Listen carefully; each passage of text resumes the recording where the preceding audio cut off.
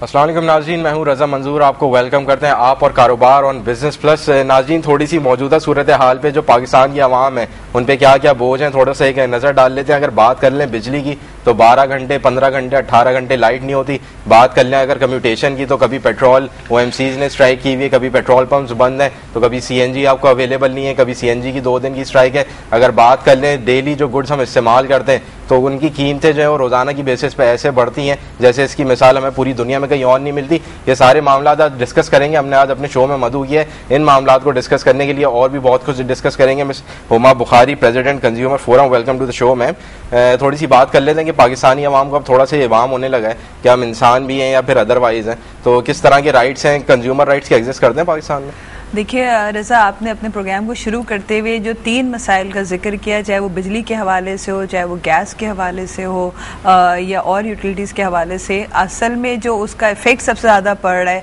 वो सारिफ पे ही पड़ रहा है। चाहे वो उसके अपने रोज़गार के हवाले से बात हो, कारोबार के हवाले से बात हो, या जो उसकी ज़रूरियात हैं उनमें जो हम कीमतों में बेतहाशा इजाफा देखते हैं। तो उसके 2 रीज़न्स हमारे साथ मेन सामने आते हैं जिसका इस वक्त मेरे ख्याल में पाकिस्तान का हर कंज्यूमर शिकार है। एक तो ये जो चीज़ों की कमी और शॉर्टेज है, और दूसरे कीमतों को मुस्तहकम रखने के लिए जो हमें कोई मुनज़्ज़म नज़र नहीं आता तरीक़ाकार या कोई सिस्टम हमें नज़र नहीं आता है। तो इसका इफ़ेक्ट जब कंज्यूमर पे पड़ रहा है तो हमें ये महसूस हो रहा है कि किसी किस्म के कंज्यूमर राइट प्रोटेक्शन जो है वो हमारे यहाँ नहीं। चलिए हुमा, थोड़ा सा पहले डिस्कस कर लेते हैं कंज्यूमर राइट प्रोटेक्शन को, बाद में डिस्कस करेंगे। पहले थोड़ा सा आउटलाइन करें कि कंज्यूमर राइट्स होते क्या हैं, क्योंकि पाकिस्तान में बिल्कुल एलियन चीज़ है। गो कि हमारी आज़ादी को 64 साल हो गए, लेकिन पाकिस्तान में बिल्कुल एलियन है। मेरा ख्याल है कि मीडिया जिस तरह से सार्फिन के हुकूक को, सार्फिन के फ़राइज़ को, उनके मसाइल को जिस तरह उजागर कर रहा है, तो अब एक बड़े तबके में ये अवेयरनेस तो आ गई है कि जी हाँ, हम जिस मद में पैसे खर्च कर रहे हैं तो उसके बदले में सही चीज़ या जो जिस चीज़ की कीमत ली जा रही है वो क्वालिटी हमारा हक है। अब सवाल असल में और कन्फ्यूजन ये पैदा होता जा रहा है कि जब हम कीमत अदा कर रहे हैं तो हमें मतलूबा मिकदार, मतलूबा मेयार क्यों हासिल नहीं हो पा रहा है, और अगर नहीं हासिल हो रहा है तो इसका जिम्मेदार कौन है? एक सारिफ खुद उसके खिलाफ क्या एक्शन ले सकता है, और अगर वो कोई एक्शन लेने का सोचे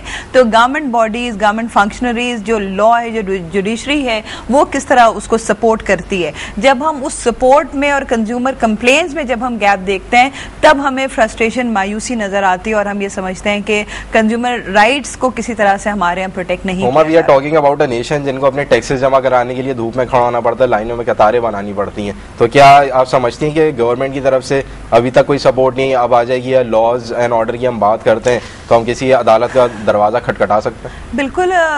रज़ा, देखिए हम जैसे इस वक्त देख रहे हैं सिवाय सिंध के, हम बाकी सूबों में देख रहे हैं कि कंज्यूमर प्रोटेक्शन लॉ आ गया है, ऑर्डिनेंस आ गया है, बिल मंजूर हो गया है, कंज्यूमर कोर्ट्स हमें नज़र आती हैं। फिर हम भी पंजाब में पंजाब फूड ऑर्डिनेंस भी देख रहे हैं। तो इस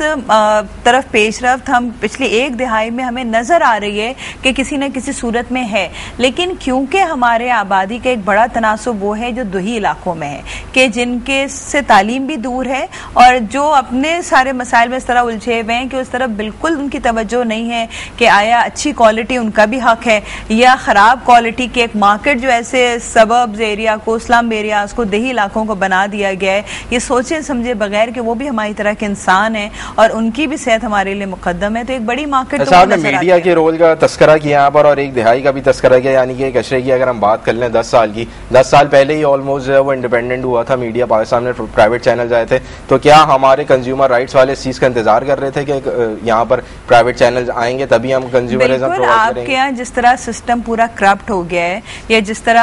अकाउंटेबिलिटी ना होने की वजह से जो एक बिजनेस एथिक्स हैं वो ख़त्म होती जा रही हैं, हम अपनी कोई सोशल मॉरल रिस्पॉन्सिबिलिटी को महसूस नहीं कर सकते, तो ऐसी जगहों पे ये ज़रूरी हो जाता है कि फिर एक सज़ा का, एक कानून का, एक पकड़ का, एक डर लोगों पर रहे ताकि वो बुरे कामों से बच सकें। लेकिन हम देखते ये हैं कि मुख्तलिफ सिस्टम के लाप्स की वजह से या उनके सही तौर पर फॉर्मेशन ना होने की वजह से हमें निशानदेही करते हुए तो गवर्नमेंट बॉडीज़ भी नज़र आती हैं। जिस तरह अगर हम फूड में बात करते हैं अडल्ट्रेशन की, मिलावट की, गैर मेयारी अशिया की, तो हम ये भी देखते हैं कि जी हेल्थ डिपार्टमेंट उन चीज़ों की निशानदेही तो कर देता है, उनके खिलाफ केसेस तो रजिस्टर कर लेता है, लेकिन ना वो ऐसे कारोबार को बंद कर सकते हैं, ना उनके खिलाफ कोई सजा दे सकते हैं, बल्कि जब कोर्ट में वो केसेस जाते हैं तो वो इतने अल्तवा का शिकार होते हैं कि वो लोग अपनी जगह बदलते हैं और फिर नए नाम से नई जगह तो पे क्या हुमा लाइसेंसेस देते हुए कुछ रूल्स एंड रेगुलेशंस, कोई मॉनिटरिंग नहीं होती गवर्नमेंट की तरफ से कि इसको हम लाइसेंस इशू कर रहे हैं? देखिए, हमारे यहाँ ट्रेड लाइसेंस दे दिया जाता है। जो कोई भी कारोबार करने वाला आकर ये सवाल करता है कि जी मुझे इसके लिए लाइसेंस चाहिए,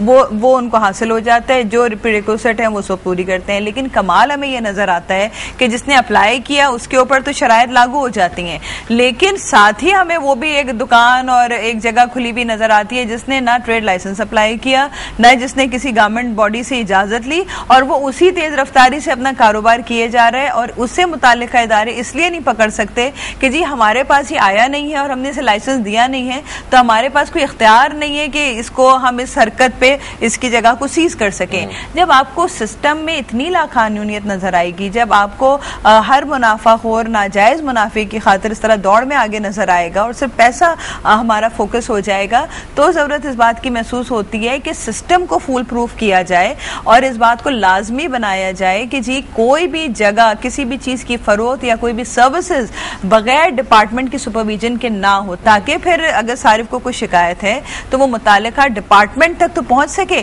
इस वक्त तो अगर वो कोई शिकायत लेकर खड़ा होता है तो उसे बिल्कुल नहीं अंदाजा होता कि अगर उसको किसी हॉस्पिटल में डॉक्टर की गफलत की शिकायत है, उसको किसी जगह गलत दवाओं की फरोख्त की शिकायत है, उसे गैर मियारी खुराक की फरोख्त की शिकायत है, तो वो किससे बात करे या वो उनके खिलाफ कोई कार्रवाई किन लोगों के साथ? अच्छा हुमा, आपने कहा कि गवर्नमेंट अपना काम कर रही है, गो के बहुत बड़े लेवल पे नहीं कर रही, तो अगर गवर्नमेंट अपना काम कर रही है तो हमें एसोसिएशन सोसाइटीज की क्यों जरूरत पड़ती है फिर? वो तो हर जगह पड़ती है। देखिए, दुनिया में आपको जितने ममालिक कंज्यूमर फ्रेंडली नजर आते हैं या आपको कंज्यूमर राइट्स प्रोटेक्ट होते हुए नजर आते हैं, तो वहां पर आपको एनजीओज का एक बड़ा रोल नजर आता है, जिन्होंने हर इशू पे, हर टॉपिक और हर कमोडिटी को लेकर मुख्तलिफ एनजीओज बनाई है, जिनका काम सिर्फ और सिर्फ उसी पर फोकस करना होता है। जिस तरह अगर पानी, साफ पानी अगर सारिफ का हक है तो बहुत सारी तंजीमें उस पर नजर रखती हैं, और अगर उसमें कोई बदएहतियाती हो रही हो या कहीं सिस्टम खराब हो रहा हो तो फिर वो सारिफ और उन गवर्नमेंट बॉडीज के दरमियान एक ब्रिज का काम करती है उनकी शिकायत को पहुंचाने के लिए। लेकिन क्योंकि हमारे यहाँ भी अवेयरनेस इतनी ज्यादा नहीं है, तो हम बहुत चंद की तादाद में हम देखते हैं ऐसे तंजीमें, और जाहिर है जितनी आबादी है मुल्क की तो वो उस काम को उस तरह से पूरा नहीं कर सकते हैं और ना। लेकिन बस बात ये कि क्योंकि अभी ये शुरुआत है और अभी हम एक नई चीज लेकर चल रहे हैं, तो कम से कम आगाज तो कहीं से। आपने कंटेमिनेशन की बात की, उसको भी थोड़ी देर में टच करेंगे, लेकिन यहाँ पर एक बहुत बड़ा इशू हुमा ये है कि जब भी हम देखते हैं कि किसी चीज़ की हमें अशद ज़रूरत है तो कंटेमिनेशन या उसकी क्वालिटी तो बाद में आती है, उसकी क्वांटिटी अवेलेबल नहीं होती। अब जैसे रमज़ान का महीना आने वाला है तो हम देखते हैं कि बहुत सी चीज़ों की शॉर्टेज हो जाती है या फिर ब्लैक में जारी होती हैं वो चीज़ें, तो इसकी रोकथाम के लिए आपकी क्या इक़दाम है? देखिए रज़ा, इसमें सबसे बड़ी वजह ये होती है कि हमारे यहाँ कोई कंज्यूमर सर्वे नहीं है, हमें बिल्कुल नहीं पता। देखिए, पहले तो ये था कि जी जब सिटी गवर्नमेंट का सिस्टम था तो 18 टाउन्स थे, अब 5 अजला में, अगर हम सिर्फ कराची शहर की बात करें तो उसको डिवाइड किया गया है। हम बहुत सारे प्रोजेक्ट इस वक्त देख रहे हैं, जैसे हम BBSYD का प्रोजेक्ट देखें जिसमें नौजवानों के मुस्तकबिल के लिए कि जी उनको रोजगार कहाँ और सर्वेज हो रहे हैं। जो अशद ज़रूरत है इस वक्त मुल्क में वो एक कंज्यूमर सर्वे की भी है कि कंज्यूमर की नीड है क्या और किसी इलाके में किसी चीज़ की डिमांड क्या है और सप्लाई क्या है। हम सबसे पहले तो इसी डाटा को मिसिंग देखते हैं, हमें कुछ नहीं पता कि कंज्यूमर की नीड को पूरा करने के लिए वो वसाइल हमारे पास हैं या नहीं, और इसी बात का फ़ायदा उठाते हैं वो लोग कि जो इंतज़ार करते हैं ऐसे मौके का कि जहां पर वो मनमानी कीमतों में अशिया को फरोख्त कर सकें। और रमज़ान साल हर साल से ऐसा ही एक महीना नज़र आता है जहां हम इबादत तो करते हैं मगर उन फ़राइज़ को पूरा नहीं करते जो दरअसल उन इबादत की वजह से हमें सिखाई जाती है। एक दिहाई में आपने कितना % डेटा जो है कलेक्ट कर लिया, कितना काम कर लिया towards improving the whole system? देखिए, हमारा काम तो ये है कि हम